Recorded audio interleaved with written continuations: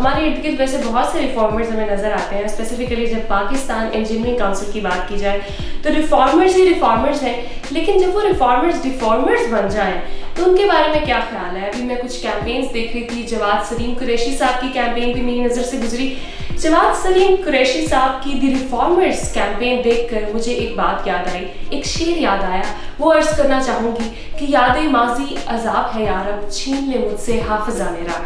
जनाब कुरैशी साहब, जब आप पाकिस्तान इंजीनियरिंग काउंसिल के चेयरमैन थे तो आपके पास तमाम पावर थी कि आप जो है वो ये रिफॉर्म्स जिनके अभी आप नारे लगा रहे हैं वो आप कर सकें। लेकिन जो आपने पहली रिफॉर्म की अनफॉर्चुनेटली वो ये थी कि इंटरनेशनल फॉरेन कंपनीज जो हैं उन्होंने शेयर देना बंद कर दिया लोकल कंपनीज को। हालांकि इंटरनेशनल कानून के मुताबिक ये बात है कि इंटरनेशनल फॉरेन कंपनीज जो हैं वो ये मुतहद हैं कानून के कि वो लोकल कंपनीज को शेयर के, और 70-30 की रेशियो आपने ख़त्म कर दी। इंजीनियर्स के हाथ खाली रह गए और वो अपना फ्यूचर जो है वो खाली हाथों में तलाश करते रहे।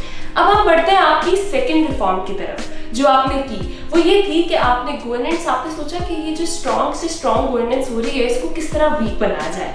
तो आपने क्या किया कि जो 65 सीट्स थी उनको अपनी मर्जी के लोगों को नवाज दिया। उसके बाद आपकी रिफॉर्म क्या थी? आपने रिफॉर्म ये किया कि आपने कहा यूनिवर्सिटीज़, चूँकि वहाँ से तो इंजीनियर्स पढ़ के निकल रहे हैं और एजुकेशन को सबसे पहले टारगेट किया जाए। और फिर आपने क्या किया कि आपने इंजीनियर्स की जो यूनिवर्सिटीज़ हैं वहाँ पे क्वालिफाइड टीचर्स और अच्छी पॉलिसीज़ को इग्नोर करते हुए सिर्फ बिल्डिंग्स पर फोकस किया।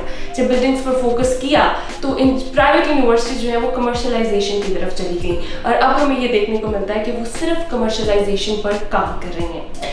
फिर उसके बाद जब कॉन्ट्रैक्टर्स की बारी आई तो आपने कहा पैसा दिखाओ, लाइसेंस ले जाओ। वाह क्या नारा था! लेकिन अभी जो आपका नारा है लर्न टू अर्न, बहुत अच्छा है, बहुत खूबसूरत है, लेकिन ऐसे नारे लगाना बहुत से लोगों को पसंद है, बहुत से लोग लगाते हैं। और ये भी नारा जो है वो अच्छा तो बहुत लगता है, लेकिन जब इंजीनियर्स की डिजिटलाइजेशन की बात आई, जब इंजीनियर्स के इंक्यूबेटर सेंटर्स की बात आई, स्किल्स की बात आई, डेवलपमेंट की बात आई, तो तब कोई रिफॉर्म हमें नजर नहीं आई। और तब जब आप पावर में थे, जब आपके हाथ में था कि आप कर सकते हैं, तो हमें महज दावे और वादे नजर आए।